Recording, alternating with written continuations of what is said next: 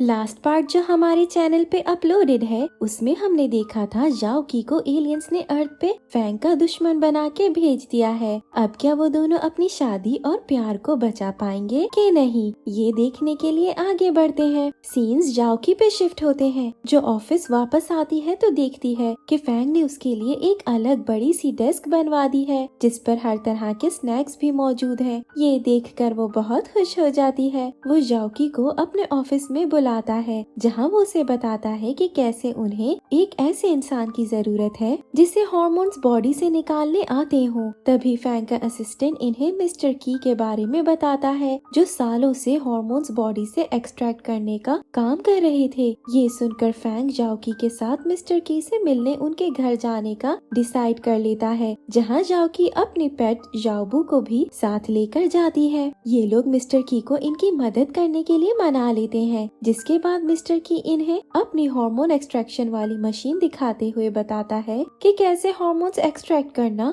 बहुत मुश्किल काम है और इसके लिए उन्हें ऐसे लोगों की जरूरत पड़ेगी जिनकी बॉडी में से बहुत अच्छे हार्मोन्स निकलते हों। थोड़ी बहुत बातों के बाद ये लोग रात वहीं रुक जाते हैं जहाँ जाओकी फैंग के साथ घर के बाहर टेंट लगाती है। दोनों वहाँ बैठकर रात का व्यू एंजॉय करने लगते हैं जहाँ फैंग आखिर अपनी फीलिंग्स जाओकी को बताते हुए उसे आई लव यू कह देता है। जाओकी सरप्राइज नजर आती है। फैंग एक नेकलेस अपनी पॉकेट से निकालकर उसे पहनाता है और फिर उसे अपनी गर्लफ्रेंड बनने के लिए कहता है। जाओकी ये सोचते हुए कि ऐसे वो हार्मोन्स और आसानी से कलेक्ट कर पाएगी उसकी गर्लफ्रेंड बनने के लिए हाँ कह देती है जिसके बाद ये दोनों एक स्वीट सी किस शेयर करते हैं। साथ ही हम देखते हैं कि जाओकी की रिंग में अच्छे खासे हार्मोन्स कलेक्ट होना शुरू हो गए हैं और यहाँ समझ आता है कि हार्मोन्स कलेक्ट होने के लिए किसी का भी प्यार में होना जरूरी है। अगली सुबह फैंग का असिस्टेंट इन लोगों को लेने आ जाता है और ये लोग ऑफिस में लौट जाते हैं। फैंग सबको हार्मोन्स कलेक्ट करने के प्रोसेस के बारे में बताता है जहाँ साथ ही फैंग सबको अपने और जाओकी के डेट करने की खबर बता देता है जिससे सब उनके लिए बहुत खुश नजर आते हैं। कंपनी मीटिंग में ये फैसला लिया जाता है कि कपल्स को जमा करके उनके हार्मोन कलेक्ट किए जाएंगे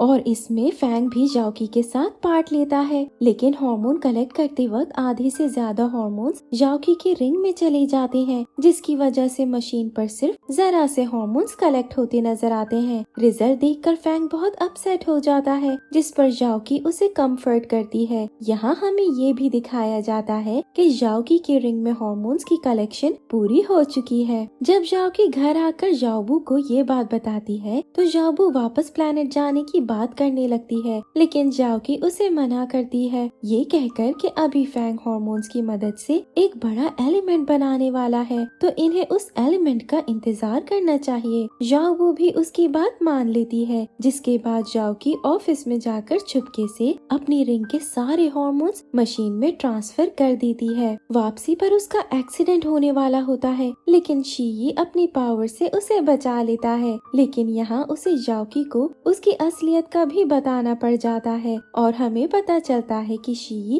के प्लांट का एक इंस्पेक्टर है जो जल्द बड़ी पोजीशन पर जाने वाला है। जाओकी सच जान के हैरान हो जाती है लेकिन फिर खुश होने लगती है क्योंकि उसे उनके प्लेनेट से कोई मिल गया है। अगले दिन ऑफिस में फैंग के अंकल हार्मोन कलेक्शन वाली पूरी लैब को तबाह कर देते हैं जिसकी वजह से फैंग की सारी मेहनत जाया हो जाती है। थोड़ी इन्वेस्टिगेशन के बाद फैंग के अंकल पकड़े जाते हैं लेकिन फैंग हार्मोन्स खोने से बहुत अपसेट हो जाता है। जाओकी उसे हौसला देती है कि वो दोबारा हार्मोन्स जमा कर सकते हैं जिस पर फैंग सारा काम फिर से शुरू करवा देता है। एक रात बारिश होने से फैंग का एक्सीडेंट हो जाता है और साथ ही वो अपनी मेमोरीज खो देता है। फैंग का असिस्टेंट जाओकी को बताता है कि कैसे ये टेम्परेरी तौर पर होता रहता है और फैंग की मेमोरीज जल्द वापस आ जाएंगी। ये सुनकर जाओकी अपनी पूरी कोशिश करती है कि फैंग की मेमोरीज वापस ले आए लेकिन फैंग उसे ज्यादातर इग्नोर करता रहता है जिससे जाओकी सैड हो जाती है। जाओकी फिर भी फैंग का अच्छे से ख्याल रखती है जहाँ एक दिन डिनर पर फैंग बहुत ज्यादा ड्रिंक कर लेता है। जाओकी उसे संभालते हुए थक कर बैठे बैठे सो जाती है जिसे देखकर फैंग उसका सर अपने कांधे पर रख देता है। यहाँ पता चलता है कि फैंग मेमोरीज खोने का नाटक कर रहा था क्योंकि उसने ऑफिस में घूमते वक्त जाओकी की डेस्क पर पड़ी उसकी डायरी पढ़ ली थी जिसमें जाओकी ने गुड बाय गिफ्ट्स की लिस्ट बनाई हुई थी। इस बात से वो कंफ्यूज्ड हो गया था, लेकिन फिर जिस रात बारिश हुई तब उसने एक फ्लैशबैक में देखा कि पहले भी जाओकी उसे छोड़कर जा चुकी है, जिसके बाद उसका एक्सीडेंट हो गया। वो ये सब इसीलिए कर रहा था ताकि जाओकी उसे छोड़कर ना जाए और उसका ख्याल रखती रहे।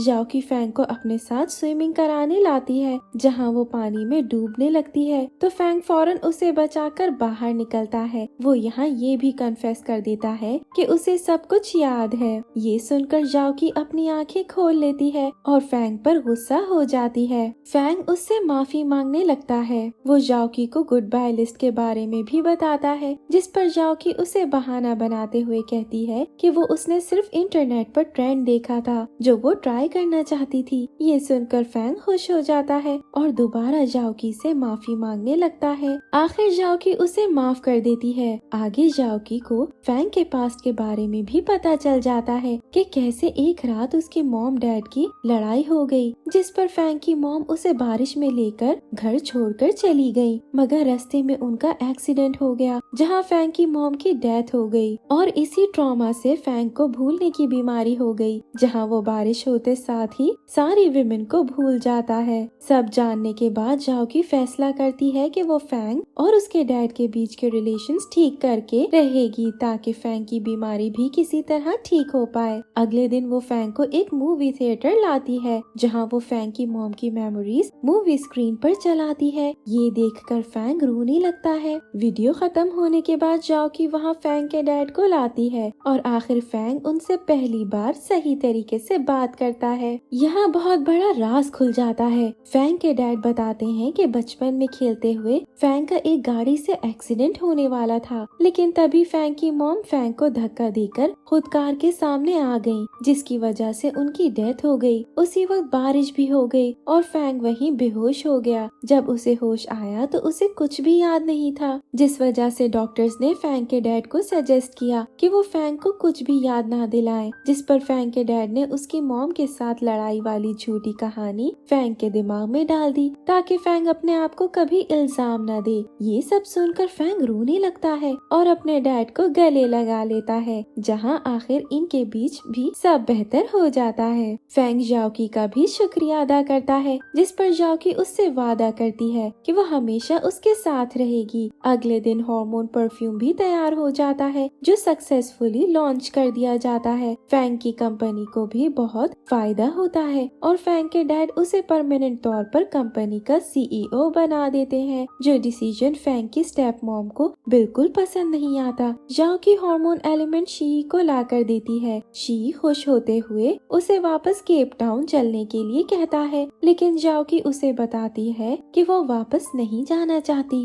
ये सुनकर शी बहुत गुस्से में आ जाता है, लेकिन जाओकी के सामने कुछ शो नहीं करता। वो फैंग को अपने ऑफिस मिलने बुलाता है, जहाँ वो उसे अपना मैजिक दिखाते हुए उसकी और जाओकी की एलियन होने वाली सारी सच्चाई बता देता है ताकि फैंग जाओकी से ब्रेकअप कर ले। फैंग ये सब देखकर फौरन जाओकी से मिलने आता है, जिसके सामने वो ये सारी बातें रखते हुए सच पूछता है। आखिर जाओकी भी सारी बातें एक्सेप्ट कर लेती है, लेकिन वो फैंग को बताती है कि कैसे अब वो उससे प्यार करती है, इसलिए वापस नहीं जाना चाहती। फैंग जाओकी को हक करते हुए कहता है कि वो जैसी भी है वो उससे प्यार करता रहेगा, जिसके बाद दोनों डेट पर जाते हैं, जहां जाओकी फैंग को अपने अलग अलग मैजिक दिखाती है। दोनों साथ बहुत खुश नजर आते हैं। दूसरी तरफ शी ये सब देखकर गुस्से में डिसाइड कर लेता है कि वो किसी भी तरह दोनों को अलग करके रहेगा। वो जाओकी को अपने घर माफी मांगने के बहाने बुलाता है, जहां वो उसे ड्रिंक में कुछ मिलाकर पिला देता है और जाओकी बेहोश हो जाती है। जब उसे होश आता है तो वो देखती है कि शी ने अपने मैजिक का इस्तेमाल करके जाओकी को उसके घर में बंद कर दिया है, जिस वजह से जाओकी अपना मैजिक भी यूज नहीं कर पा रही। फैंग जब जाओकी को कांटेक्ट नहीं कर पाता तो परेशान होकर जाओ के पास आता है, जो जाओकी को मैजिक से ढूंढने की कोशिश करती है, लेकिन उसे जाओकी कहीं नहीं मिलती। जाओकी चालाकी से शी को खाना लेने के बहाने घर से बाहर भेज देती है, जिसके बाद वो अपना पूरा मैजिक का इस्तेमाल करते हुए शी का जादू तोड़ते हुए उसके घर से बाहर निकल जाती है। जाओबू को भी जाओकी के सिग्नल्स मिल जाते हैं और वो इस बात का पता फैंग को दे देती है। जाओकी और फैंग दोनों एक दूसरे को ढूंढते हुए एक दूसरे के करीब आने लगते हैं। लेकिन इससे पहले फैंग जाओकी को देख पाता, शी उसे पकड़कर वापस अपने घर ले आता है। जाओकी शी पर बहुत ज्यादा गुस्सा हो जाती है। शी को लगता है कि अगर उसने फैंग के हार्मोन्स एब्जॉर्ब कर लिए तो जाओकी उसे पसंद करने लगेगी।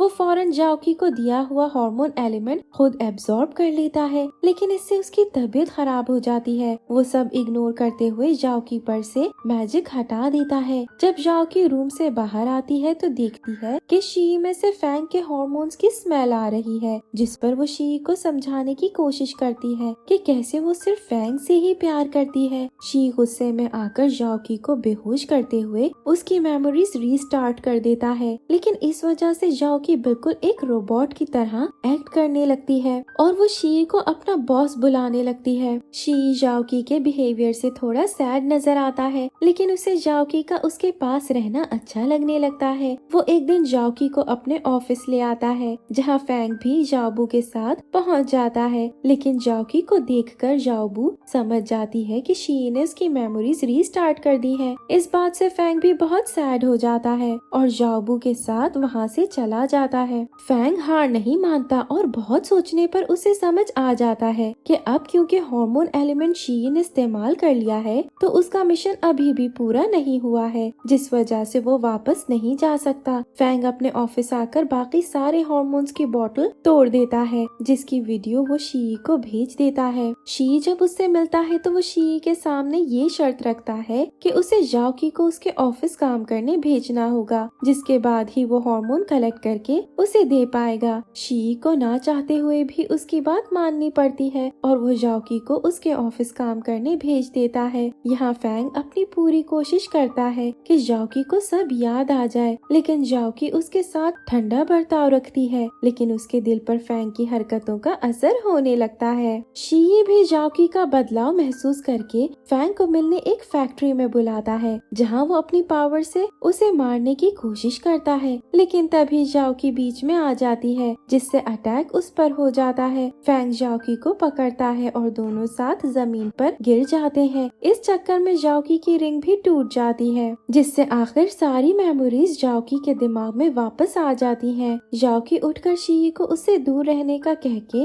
फैंग को अपने साथ घर ले आती है, जहाँ दोनों एक दूसरे को वापस पाकर बहुत खुश नजर आते हैं। जाओकी फैंग को अपने मैजिक से उनकी बाकी मेमोरीज दिखाती है, जिससे फैंग हैरान हो जाता है, लेकिन साथ ही खुश भी नजर आता है, क्योंकि उन मेमोरीज में भी वो और जाओकी एक दूसरे से बहुत प्यार करते थे। शी के अटैक की वजह से जाओकी थोड़ा वीक महसूस करती है, जिस पर फैंग उसका ख्याल रखता है। जाओकी के वापस आने पर सब बहुत खुश हो जाते हैं और छाई को भी इनके एलियन होने की सच्चाई पता चल जाती है, जिसे वो बिल्कुल माइंड नहीं करती। ब्रेकफास्ट करते वक्त जाओबू इन लोगों के सामने एक और सच खोलती है कि कैसे उसे पता चला कि जाओकी और शी जेनेटिक मैच हैं। यहाँ पता चलता है कि केप टाउन पर जब बच्चा पैदा होता है तो पेरेंट्स उनके सबसे सूटेबल मैच के साथ जोड़ी बना देते हैं, ताकि इन लोगों को फीलिंग्स की वजह से कोई मसला ना हो। ये सुनकर फैंग बहुत जेलस हो जाता है। उसका ऑफिस में भी मूड खराब रहने लगता है, जिस पर जाओकी कहती है कि कैसे जेनेटिक मैच का भी फायदा नहीं, क्योंकि वो प्यार उसी से करती है। फैंग का मूड उसकी बातें सुनकर ठीक हो जाता है। दिन गुजरते जाते हैं, जहाँ एक दिन जाओकी को चक्कर आने लगते हैं और वो अपनी पावर्स भी ठीक से इस्तेमाल नहीं कर पाती। वो फौरन घर आकर ये बात जाओबू को बताती है, जहाँ शी भी आ जाता है, जो जाओकी को समझाता है कि कैसे उसकी पावर शी के अटैक की वजह से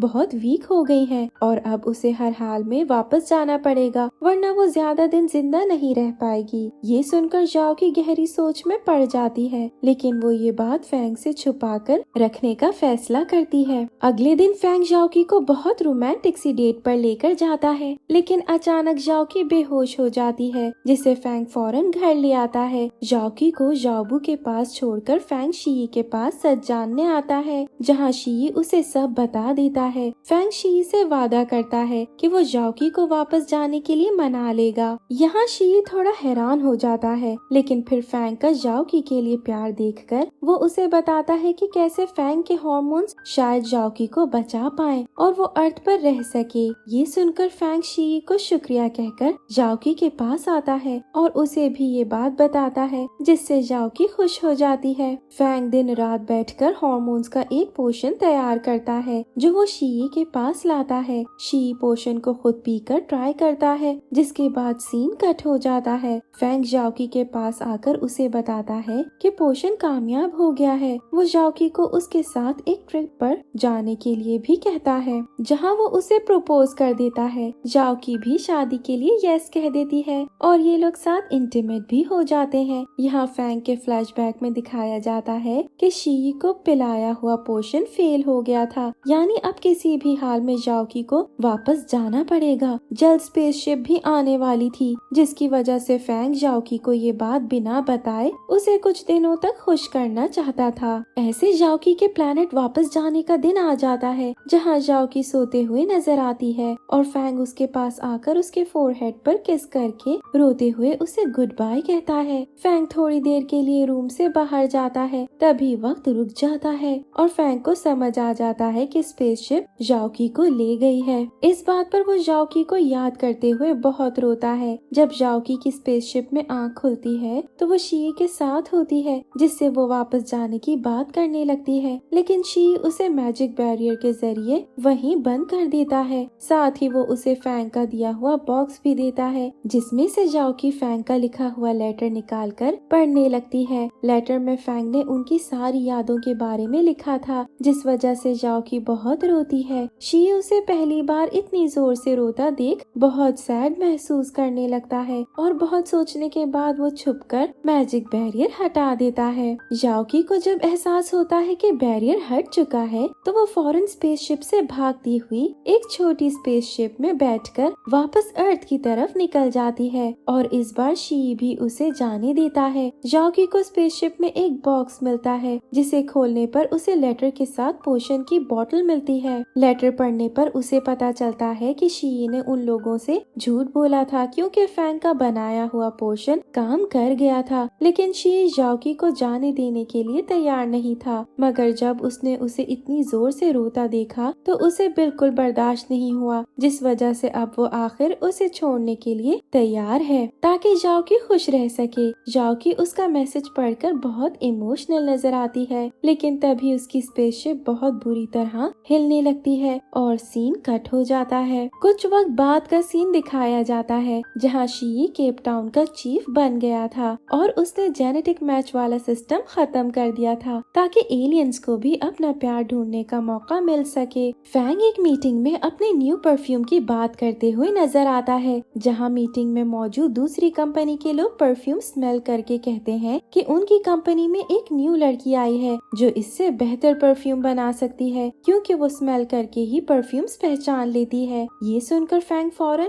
उनसे लड़की का नाम पूछता है, जिस पर वो लोग जाओकी का नाम लेते हैं। फैंग फौरन जाओकी को ढूंढने दूसरी कंपनी आता है, जहाँ वो उसे नहीं मिलती तो वो उसे गाड़ी में यहाँ वहाँ ढूंढने लगता है। तभी उसकी कार के सामने जाओकी वेडिंग ड्रेस में आ जाती है। फैंग फौरन कार से उतरकर जाओकी को किस करता है, जिसके बाद दोनों एक दूसरे को मुस्कुराते हुए देखते हैं। ऐसे इनका वेडिंग डे भी आ जाता है, जहाँ शी भी इन्हें कॉन्ग्रेचुलेट करने आता है। आखिर दोनों की शादी सही से हो जाती है और फैंग की स्टेप मदर भी जाओकी से इम्प्रेस होकर उसे एक्सेप्ट कर लेती हैं। शादी के बाद रात में जाओकी टाइम स्टॉप करके फैंग को आसमान में घुमाने ले जाती है, जहाँ दोनों बहुत मजे करते हैं। अब 10 साल बाद का वक्त देखते हैं, जहाँ फैंग और जाओकी अपने 2 बच्चों के साथ बहुत खुश हैं। जाबू ने भी शादी कर ली है और उसका भी एक बेटा है। सब साथ न्यू ईयर्स मना रहे हैं, जहाँ ये लोग बहुत मजे भी करते हुए दिख रहे हैं। ऐसे इस सीजन की यही हैप्पी एंडिंग हो जाती है। Thank you for watching.